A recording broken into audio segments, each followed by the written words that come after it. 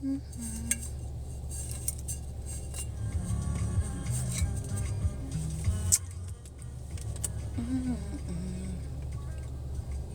everybody. I just want to come in here real quick to talk about professional victims, okay? Now, professional victims exist. And I don't think people realize that professional victims exist. Like, it's a difference when you are hurt by one person or, whatever, but be aware of professional victims. And I'm about to tell y'all how they look and how they sound, okay? So, for one, a professional victim never wants to be held accountable. Like, they never want to be held accountable. I don't care. And this isn't in like romantic relationships, right? This is friendships. This is the relationships with their mom, when they daddy, with work. Like, they never want to be held accountable. And the reason why they never want to be held accountable, they don't want that space. Like, they don't want that work. They don't want that load, okay? Because the more they hold themselves accountable, the more they have to put work in themselves. The more they have to do. The more they have to be justifiable in their stance. And they don't want to do that shit. They want to be victims. They don't want to do anything, okay? Now, the second thing that professional victims do is always about them. And what I mean is always about them. It is always about them to the point of wherever they go, wherever they do, wherever scene they're at, whoever talking to them. It could be the lady at the store. It could be the person at the park. It could be the people at work. It could be the people that they know. It could be the people that they don't know. These people will have a problem with every fucking body. Everybody. Because there's always somebody outside of them. It is always somebody outside. And please understand that. And professional victims always have people on the side that's waiting to defend them, right?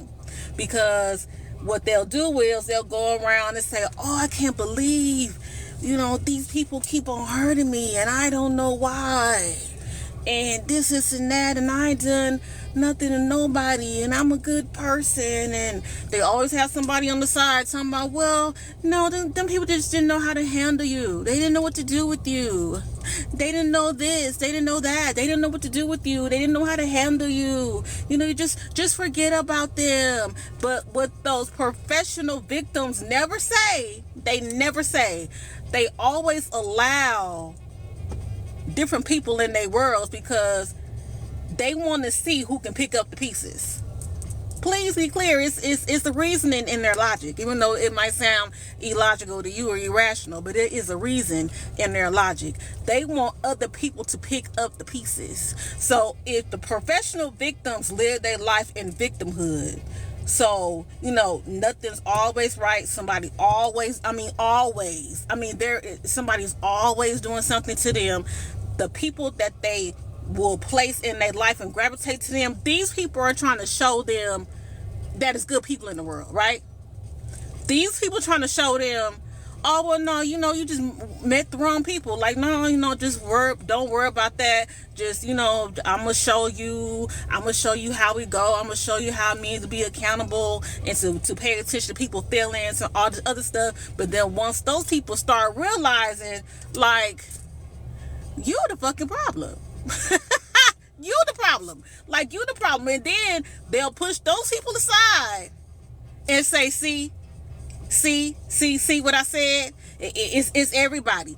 People and professional victims love attention. When I mean attention, they love attention to the point where they want everybody sucking up to them. They want everybody gloating on them. They want everybody to see the good in them, because some people ain't gonna like you and some people do. It just is what it is. But when it comes to the professional victim, they want all the attention. They want all the acknowledgement. They want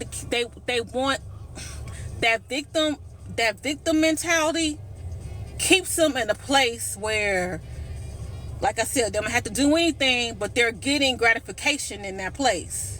So they're not being held accountable, but they're getting gratification in this place. They are saying to themselves, okay, well, people are feeding into me. They're not seeing the shit that I do. They're not, because somebody that's real is going to tell them, so how did you get yourself in this situation? Like, why is it every time I talk to you, everybody you know is attacking you? Like, where are you setting yourself in this situation? Like, how are you placing yourself in these situations, right? What are you doing?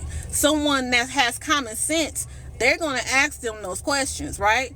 But everybody else, they are not going to ask them. Oh, thank you, love. They are not going to ask those people those questions. They are not. They're not going to ask those people those questions. And the people that do ask the questions, the people that are professional victims are going to push them aside because they see through their bullshit. They see the shit that they doing. They see the shit because they don't want nobody to hold them accountable.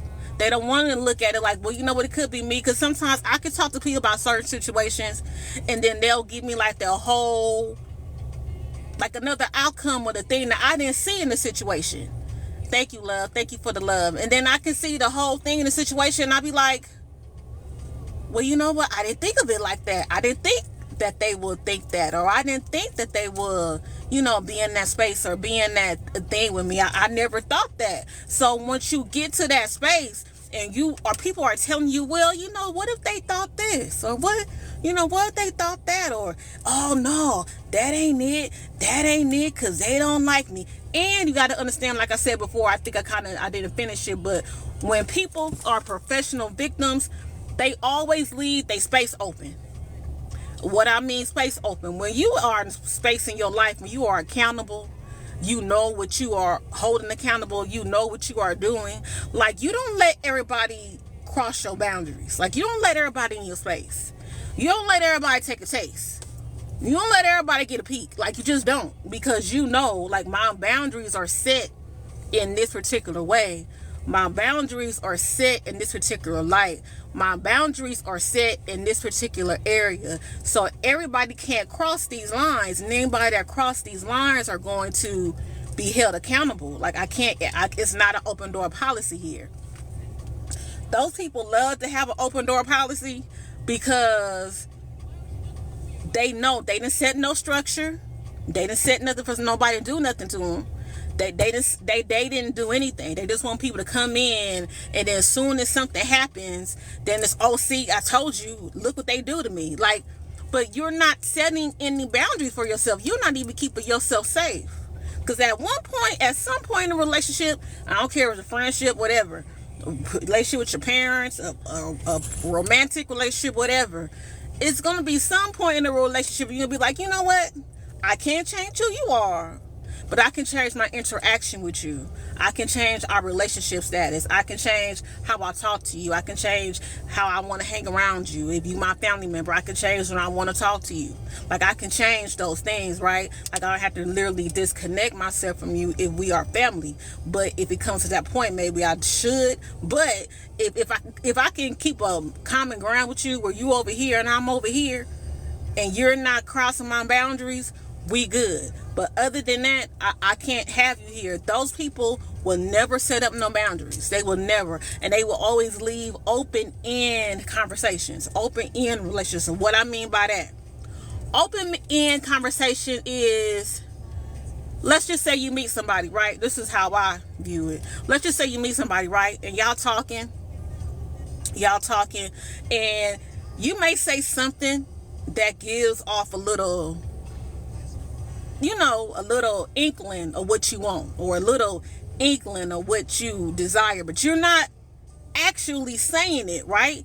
You're just kind of walking around things, and and then people picking up on things, and then like, oh, okay, hey, thank you, hey, peace and love, and people start picking up on what you're saying, so they start acting accordingly, right? So once they start acting accordingly, and then you look at them like, well, what's wrong with you? Like, well, what's going on? Like, why you acting different? Like, well, at first I thought we were supposed to be talking, but then you said we friends, so I just backed up. Or you be like, well, at first we was friends, and you making it seem like you really like me, but you're not really saying nothing. So what is it? Like, what are we? Like, what are we doing? Those people love that shit. They love those open-ended relationships. They love those open-ended because they don't have no responsibility. So they want to do what the fuck they want to do.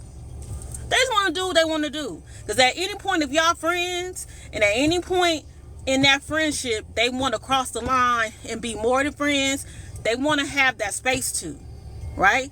They want to have that space to, and they want to just have you in this space, and then when they ready for you in the other space, they want you in that space. They don't want you to say anything to them, right? Or they can be the person where, you know, y'all are lovers, or y'all are romantic, but then all of a sudden, they tell you, you know, oh, well, let's do this. But then once you start doing this, they start acting like y'all in a relationship, and you be confused, like, wait a minute, hold on, because they don't want no responsibility.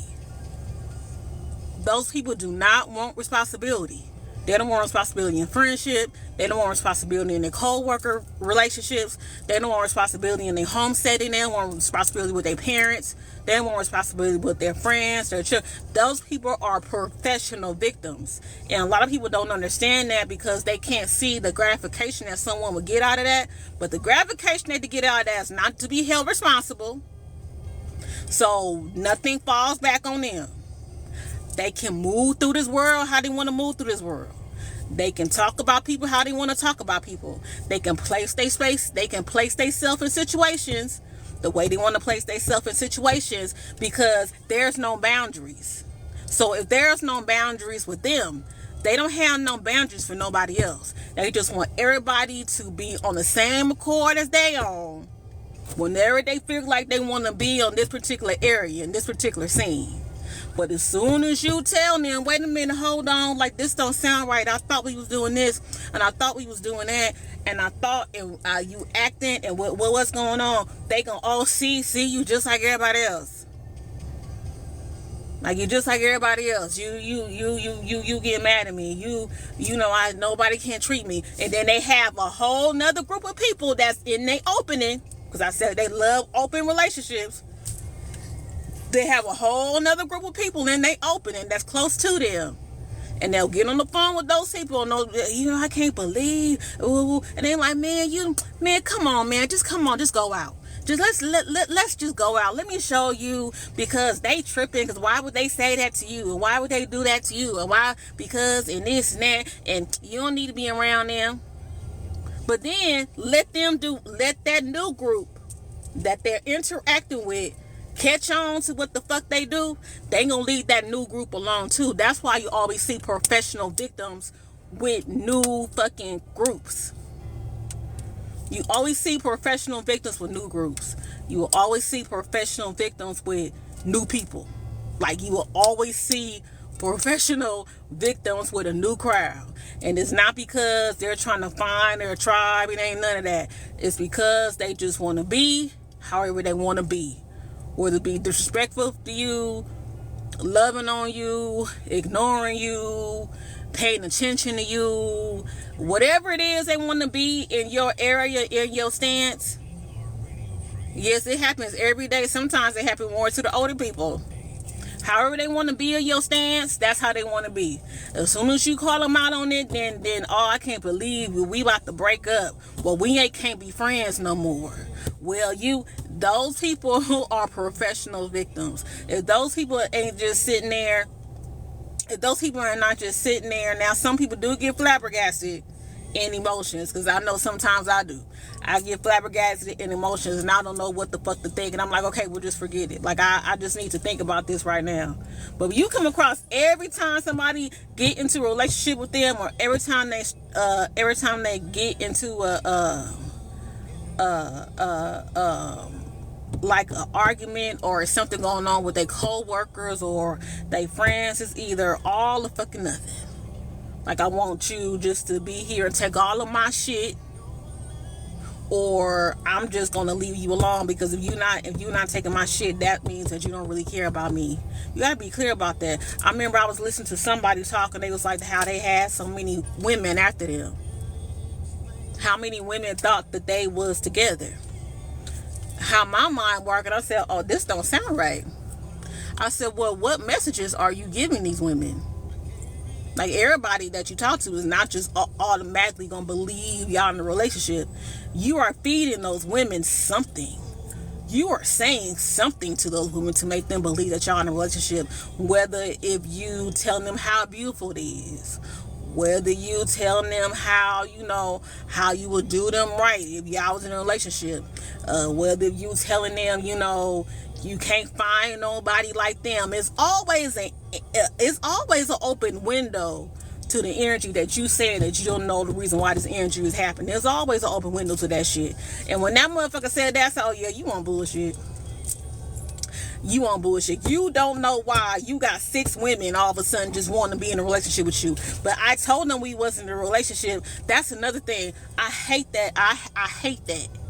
If it is what it is, then let it be.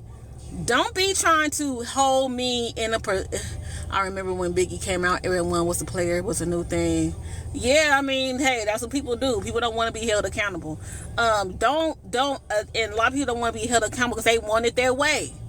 Like they wanted the Burger King. They want it their way. They wanted like Baskin Robbins. They want the 31 flavors. They want it their way. So that's why, especially with women, I think women have to understand this method of thinking, because even though women can play this role, I'm not saying that, I'm not putting y'all out. Women can play this role, but when it comes to a woman and a man dynamic, men put on this dynamic with women all the time and they fall for it. And you want to know why they fall for it? Y'all fall for it as women because you thinking that the energy they giving you is how they are presenting themselves, and that's not it. 9 times out of 10, like 8 times out of 10. So let's just say you with somebody, right, and y'all talking and y'all think y'all cool, but then you may think that it's more than what it is, right? You may think it's more than what it is because y'all talking, but they calling you every day. They there on the weekends. Y'all Netflixing and chilling. Y'all hooking up. They calling to ask about how your day was. Like y'all physically intimate. They checking on you. You might get a couple of dollars from them here and there. So in your mind, hi, new here's what a lot of times where can I get? Hi, new here. Just watch your Heyoka video. I have a lot of signs. Where can I get more information? You can look that up and let me finish what I'm gonna say, okay? I'm so glad, Queen. I speak every day about everything. Yes, okay. I heard you, old school Sandy. I'm gonna get back to you, okay? But and those women, now the men already told them that they friends, right? These guys already tell you that they friends, but how they acting towards you is not friendly, because you like, I don't have with my friends, like I don't get physically intimate with my friends, like I don't do the things that we do friends don't do, right?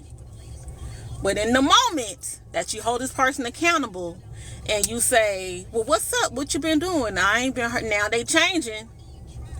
Now you're like, what's up, what you been doing? I ain't been hearing from you. I thought we was good, I thought we was chilling, I thought we was hooking up. And then they hit you with, oh, we friends. Dudes do that to y'all all the time, and then y'all feelings get hurt because y'all be like, well, what do you mean we're friends? We done did all this, we did all that. But that's when they say something that in the beginning, that's exactly what they mean. They want to be friends enough, they want you to have no boundaries with them enough so they can get exactly what they want and not be held accountable on the things when you desire something from them. Because now with some y'all friends, y'all just kicking it, y'all just chilling. What you mean? We cool, right? We good. But what is it? Like I told you we was friends.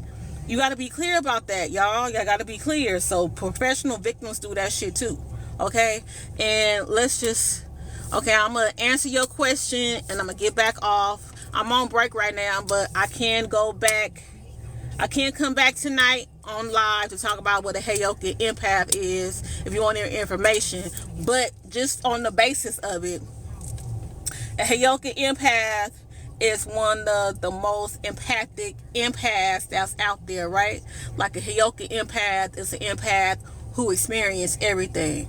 And what the experience everything, like you may have Claude audience, Claire audience, Claire assistance. You have a lot of the Claires that's present in your life. You're very intuitive.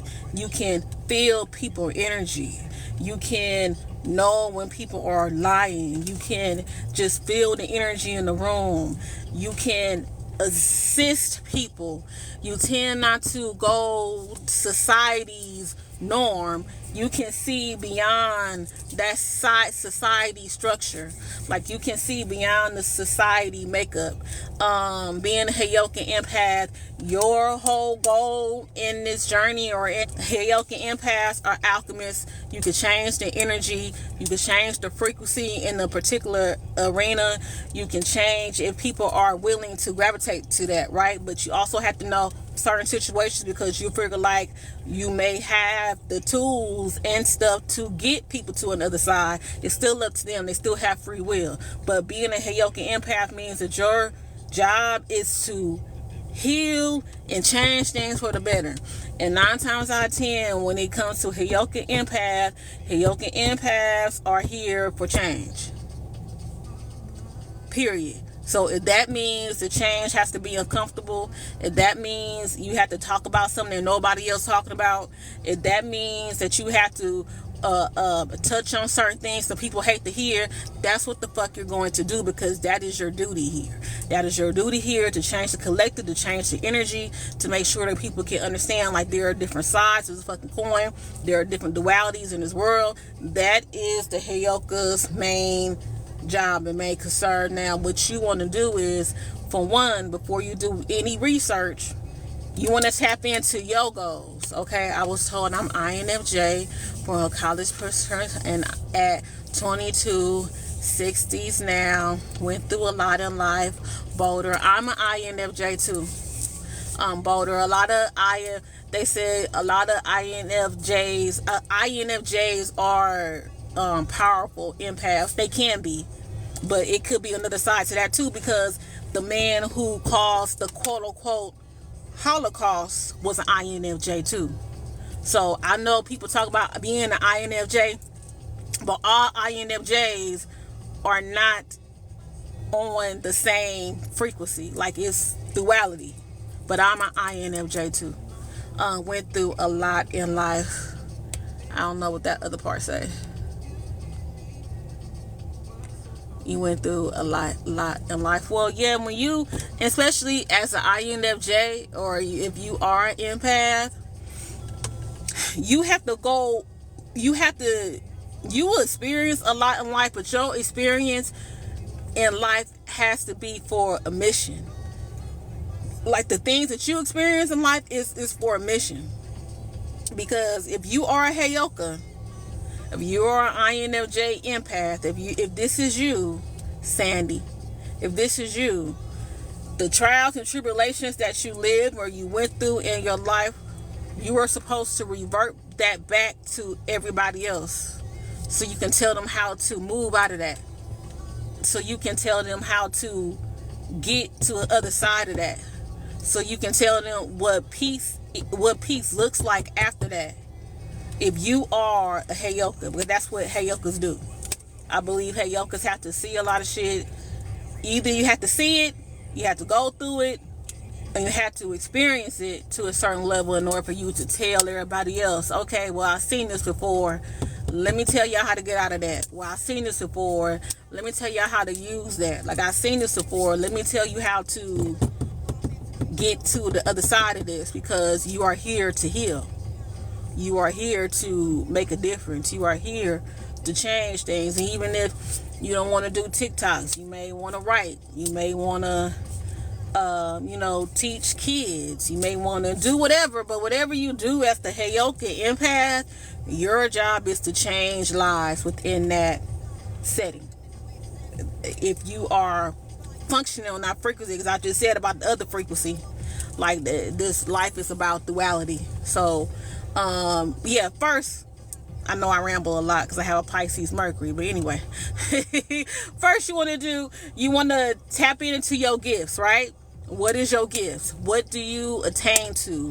What is something that you do that nobody knows that you can do? Like, what about your intuition? What can you pick up on? What can you sense? Can you hear things? Can you hear messages? Do you get downloads from certain places? Are you a vivid dreamer? What is your life path number? Do you know your life path number? Do you know your birth chart? Do you know what the energies that you have inside of you? Do you know your signs? Not just your sun sign, but do you know how, because your birth chart displays the screenshot of the sky, the screenshot of the galaxy when you was born. That's your birth chart. Have you broke down your birth chart? It's a lot of things that you can do in order to research a little bit about yourself. And once you start researching about yourself, you can start looking for things that reflect you, or looking for things that feel familiar to you, and then you can have to do a little bit more research. And then you're like, okay, well, that sounds right. Oh, no wonder why I always gravitated to that, or no wonder why I always did that. Oh, well, that explains it, because I remember when I was 7, like, it gets like that. I've been getting open-minded to the big picture for things for years told. I have a native father. Oh, that's great. Yeah, a lot of the indigenous and native people that's into the land, because a lot of people believe that the natives was just quote unquote Indian, like what we know as Indian today. But when it comes to the indigenous just means the people of the land. There were a lot of people that looked like me, and there were a lot of people that looked like other people that belong to the land. It's not just that Indian construct that everybody believes. People believe that either you came from Europe over here, or you came here from Africa, and then everybody else was just the quote-unquote Indians. And that's not it. Like a lot of, like even like the natives in, they have Asian natives. Those Asian natives are darker than everybody else. Like a lot of people was natives to this land. If you are a native to this land, or if your ancestors revert back to the native, to indigenous of this land, you have a different connection to this world, because you are getting downloads from your DNA from the people that's always been here. So if you're getting downloads in your DNA from the people that's always been here, then yeah, I wouldn't get a DNA test though. I wouldn't get that. I wouldn't suggest that. Yes, no wonder why I wanted to live on Lake Woodside, because just say for entertainment purposes, okay? For entertainment purposes only, let's just say that, hypothetically speaking, if you give your DNA to a test, hypothetically speaking, for entertainment purposes only, it could be a possibility that they don't revert you back to where you came from. Like, they will revert you back on what they want you to think you are from. Okay? So, do a name search. Try to search your family tree. Okay? I wouldn't rely on the DNA just for that purposes. Okay? Because hypothetically speaking, if I'm from France, but people want me to believe that I'm from Asia, how can I know? Like, how can I know? How do you know what they're saying is right? And even on the those kits, I think a lot of those kits say for entertainment purposes only, or something like that. So I would refrain from doing that. If you can dive deeper into your namesake, if you can dive in deeper into your actual family tree, you would get more information from there. Yeah, I wouldn't suggest that. But just for entertainment purposes only. But I'm about to go. I don't have his name yet. Me and tell me a second. Okay, well, sometimes people can tap in and see what it is. Okay. But I'm about to go. Thank you guys for the love. Thank you guys for the likes. If you missed any part of the video, you can follow me on YouTube because I upload my lives on YouTube. I know I said I look, okay, I have to do better on going live. I have to do better on making my videos on YouTube because I kind of revert back to TikTok because TikTok, it seems like I get more traction through TikTok. So I kind of neglect my YouTube, even though I do have a YouTube. So go to my YouTube. It's on my page. You can click it. You can see the lives that I put. A lot of that stuff is from TikTok, but you can see the lives that I put. I have a lot of YouTube originals there as well.